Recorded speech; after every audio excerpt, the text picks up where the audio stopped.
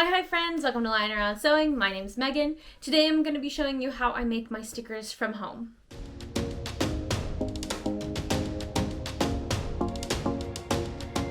Now I have several things that I use to make this. You don't have to have all of them, but the main one is I have an iPad where I do my sketches, do my stickers, and then I have it saved to an 8.5 by 11 piece of paper so that when I go to print it, I know that those sticker sizes are right. So if you're going to be using a Cricut or something like that where it'll cut the stickers for you, you might need to look into that a little more and see how you can go about getting your stickers formatted. You might have to do it on the Cricut design program or like Silhouette if you have something like that. But I will be hand cutting my stickers just to make it a little bit more accessible.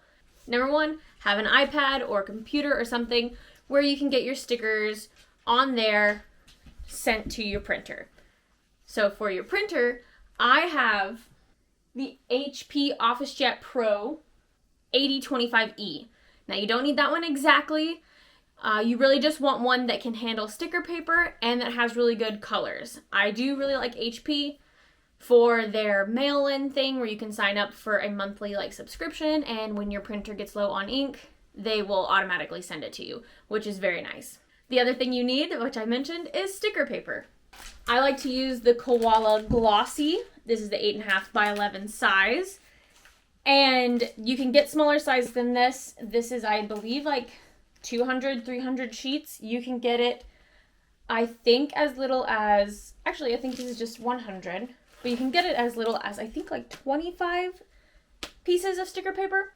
This is my favorite that I've used so far. I will say, if you have a Cricut and you're like, oh, I'm going to use the Cricut sticker paper. I have not had luck with my printers printing on the Cricut sticker paper. So, and I've seen a lot of videos and tutorials on people trying to get it to work. I don't think a lot of people have success for their printer unless maybe you have specifically a Cricut printer. Now what I'm going to be using to make my stickers waterproof and weatherproof for the most part, we use waterproof. It should be more water resistant because nothing is 100% water UV proof, but I use a Laminator. So this is the Amazon Basics Laminator. Joey got this for me for Christmas a couple of years ago. It's a thermal laminator. And I was really iffy at first when he bought it because I was worried, it being thermal, if it was going to work. And the specific stuff that you need for the thermal, for everything to get attached. So for our stickers to be able to go through the laminator, you need some kind of laminating sleeves. So they do have the self-stick where you can, it's sticky and you putting a sticker on top of a sticker.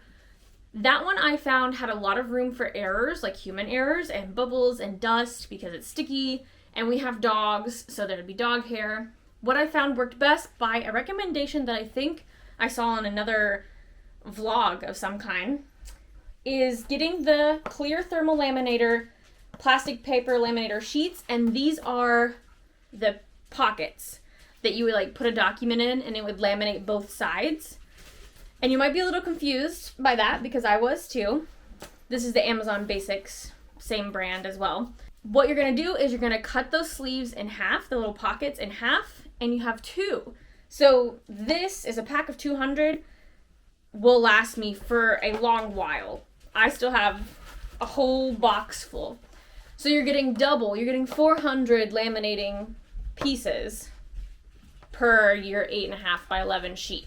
And then last but not least, if you're going to be hand cutting like me, pair of paper scissors. I really like smaller pairs, especially if I'm cutting around edges, but any kind of scissors will do. And if you're going to do a sticker cutting machine or a machine cutting of some kind, make sure you have your line marks, your registration marks that you need for that particular machine. You, of course, if you have the machine, know more about it than I do.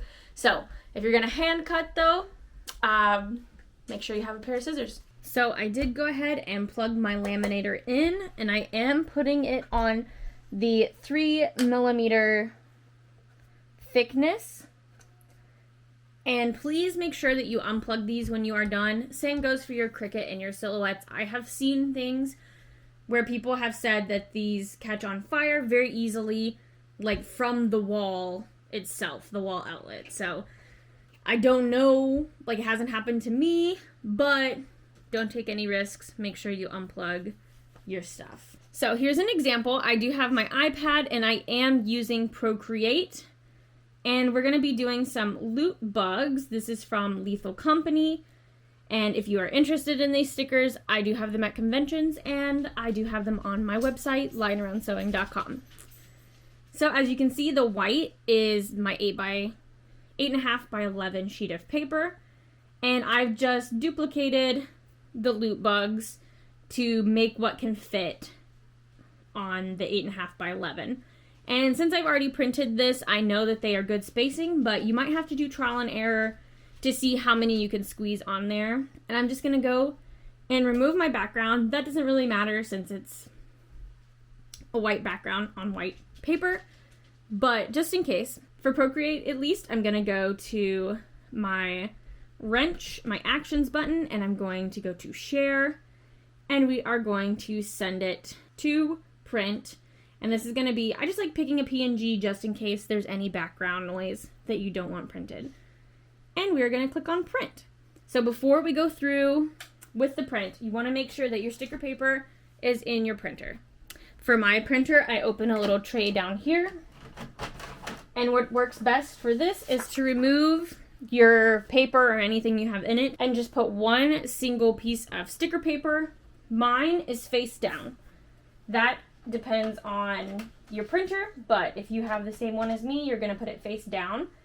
And for some reason, my printer likes to eat the paper or like cut off part of the sticker, so I don't shove the paper all the way in there. That seems to help it not like get bunched up. And then this is just to catch it.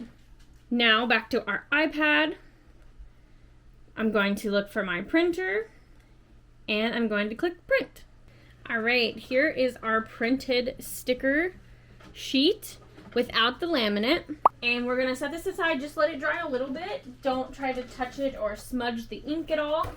And we're going to go ahead and get out one of our laminating sheets.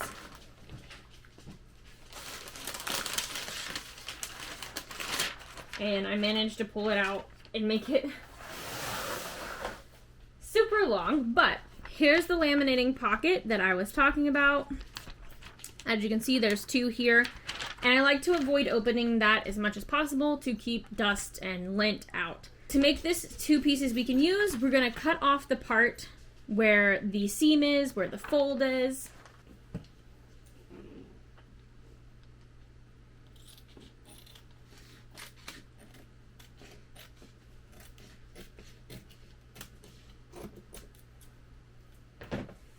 And then that will give us two pieces. And if you're putting one aside, make sure it's far away from the dust and the lint so that you can use it next time.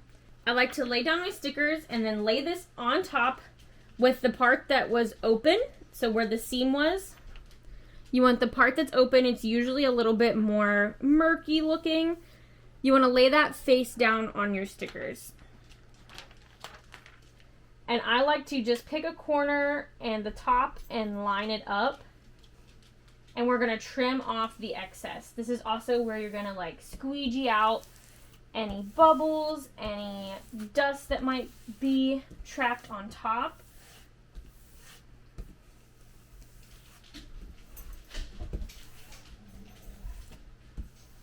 And if you're going to do any like stack up on your laminating or your silhouette cutting or your Cricut cutting, make sure you put your laminate on.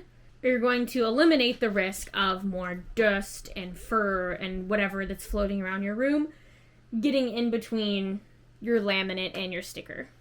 And now we're just going to trim off the excess laminate, and I like to put this on like an edge of a table so that I can easily see the edge. And I cut off the extra. This is just so you're not getting laminate clogged in your laminator, and it's not going to make it sticky, which could cause problems in the future. So just get as much excess off as you can. I've also used a rotary cutter, like for paper, and sometimes cut the strips off too. Sometimes that's a little bit easier. And once you feel good about that, I usually try to go one more time over, and you can squeegee, of course, as long as you don't use anything that's going to be scratchy where you're going to scratch up your stickers.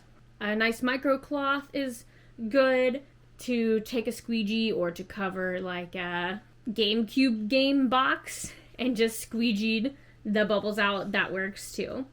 So now what we're going to do, we're going to go to the front of our laminator, and we're just going to put this in and try to put it in both corners at the same time, and make sure your laminate is stuck down. Usually with the static, it's not going to come up, but sometimes if you bend it a little bit too much, it can cause the laminate to come off. And now you just wait. This usually takes less than a minute. Make sure you don't have anything blocking the back where it comes out at, depending on how your laminator is, but usually they're made like this. And we're just going to wait for it to finish laminating.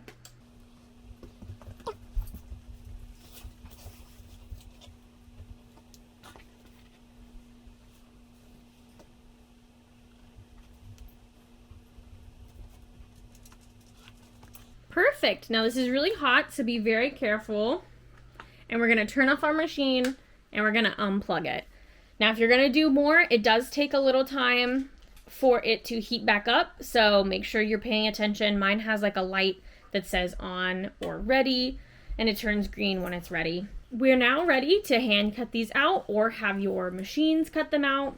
What I've noticed with this is if you leave it for a little while, when it cools down, it does warp a little bit, like, you know, it'll bend, but it doesn't cause any problems to the stickers because you're gonna separate them.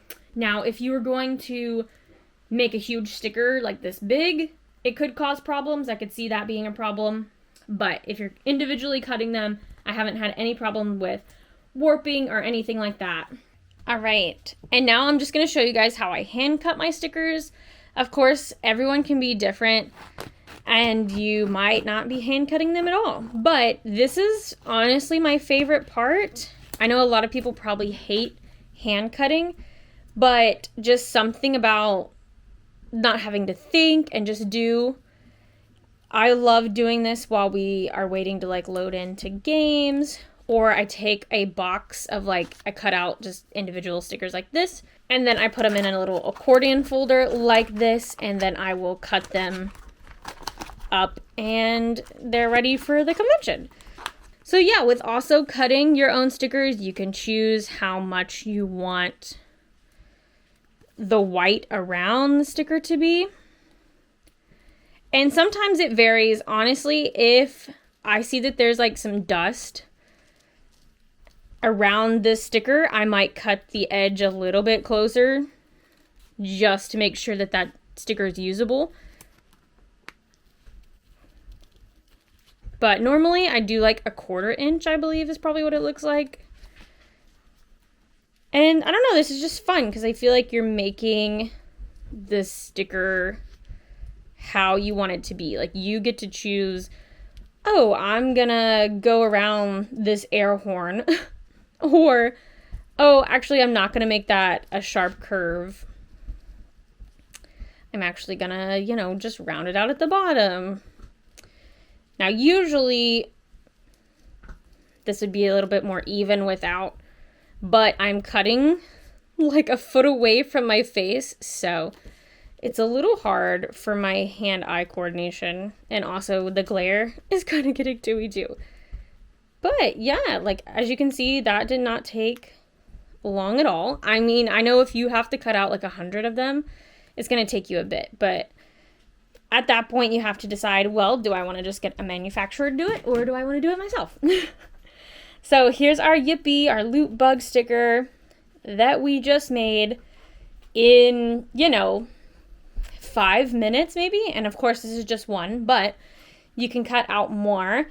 So yeah, you can see it's really easy to make your own stickers if you have the right stuff. or if you want to save up for more stuff like a sticker cutter or anything like that. But if you don't want to spend a whole lot of money up front, just a simple printer and some type of laminator is very helpful to get your sticker business started or your free goodies for whatever you want. So thank you all so much for watching. I hope you enjoyed it. I hope this was helpful. And let me know if you guys have any tips or other videos that you guys would like to see. And I really appreciate you guys, and I'll see you in the next video. Bye-bye!